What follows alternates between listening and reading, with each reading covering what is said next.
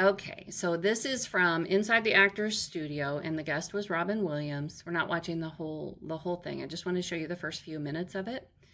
I want you to notice just as he's coming into the gathering, right? So the host has introduced him, and he's walked on, and you'll notice right from the beginning, he's in another place. He is seeing this audience of people and this stage that he's walked in on in a totally different way.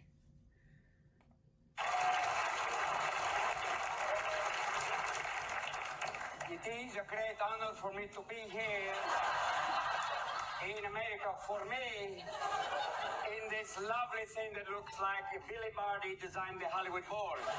Okay, so he's motioning behind him because he sees a totally different thing. He's seeing a totally different thing. And he sees the audience in a totally different way than what is reality. It's in his imagination, and his gift is he just goes with it, which is beautiful. We can't all do that, but it's lovely when we can. For me, it is a tradition to be in actor's studio. Look at what you have there. A little TV tray. Let's see what's on the television. Okay, so here, if you want to watch the clip without my interruptions, please do look at it. It is worth watching if you enjoy Robin Williams, which I clearly do. So what he does is you can see he's settling down. He's trying to settle down, but he's focused in, almost like can't break away from this character that he has imagined himself into. I don't even know what that accent is. I don't know his references, but you can see like he's fully stepped into it. Then he switches. He's trying to calm himself down and get focused on the task at hand, right? He's there for an interview. And then he starts to connect with the host. And here he is again. He's right back on the next riff. Seconds later. Here we go. It looks like that revolves around, Roll. Like, welcome to Disney's Hall of Presidents.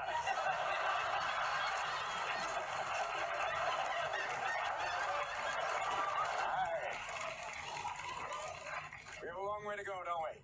So you see his immersive experience of his imagination. He's still able, he's been living with his gift. At this point, he'd been living with his gift for a long time. I don't know how old he is in this video, but he has a lot of experience of coming in and out of it. So he can do it. So, and here he is turning back to the host saying, oh, we have a long way to go. And what he's looking at is a stack of cards, which are the questions that the host has for him. But, at this point, we're, still trying to get him settled down. And he's certainly not attending to sort of any kind of interview questions, which is the whole vibe of the inside the actor studio, is to attend to the questions. So he's trying to settle himself down. Let me rewind that a little.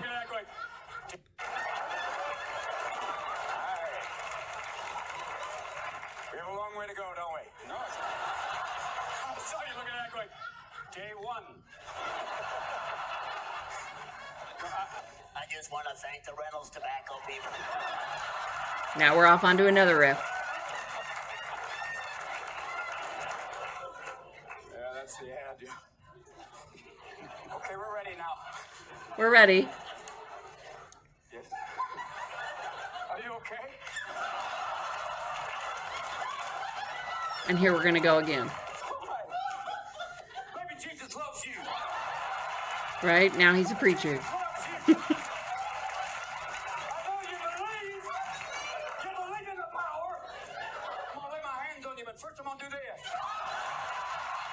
And some inappropriate humor. That's okay. Because we're going to have a rising spirit. It's going to rise. A lot of times people know the Reverend will do that. A lot of times you feel the need to do that. He's trying to settle down. No.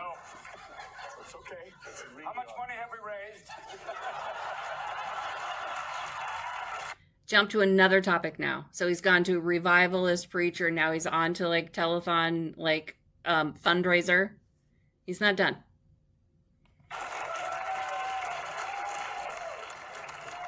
Okay, here we go. Seatbelt, zip. For my first question. This is for $5. And it's so appropriate now.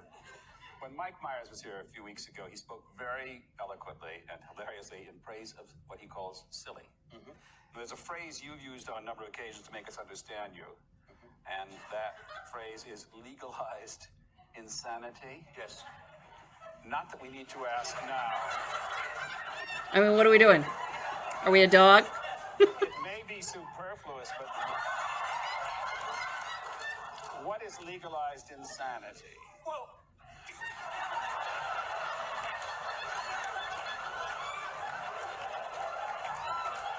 Okay, that's enough of that.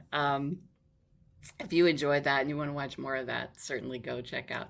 The YouTube search term would be like, hold on a sec.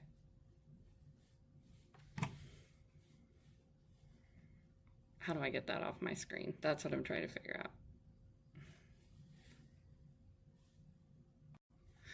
out. Okay, sorry about that. I had to, I couldn't figure out how to get that thing off my screen. Yeah, so that's enough of that. But if you want to check out more of Robin Williams and see a little more of a demonstration of what Dabrowski's overexcitabilities in the imaginational space looks like, that is a great representation. And that is sort of, I guess, the joy of giftedness, but also the pain of giftedness. So, Robin Williams' story is a tragic story.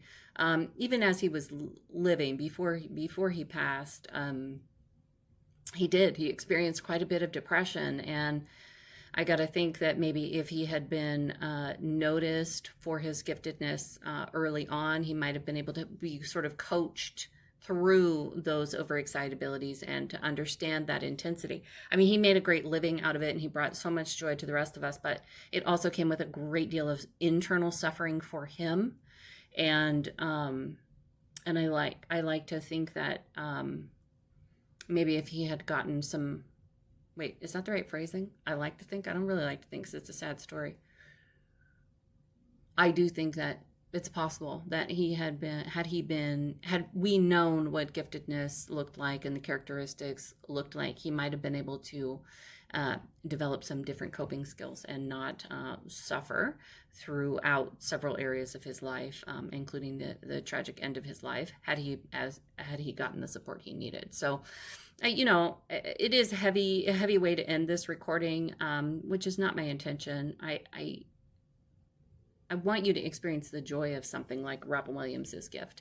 And if you are parenting a kiddo that has giftedness, I want you to experience the joy of that as well. But let's just be eyes wide open about what some of the clinical issues might be. And I think really solid sort of a coaching version of parenting, which I'll talk about in future sessions, is a great antidote to some of those clinical issues. Obviously, a therapist can help as well, but really the time in is with the parents. And so having a solid view on what the overexcitabilities are, the characteristics are, and accepting, the curly hair of it might lead you to better outcomes with your kiddos and hopefully less stress and better relationship between you. So hope you found that interesting. There's more to come on this subject. It's one of my favorites. I'll see you in the next one.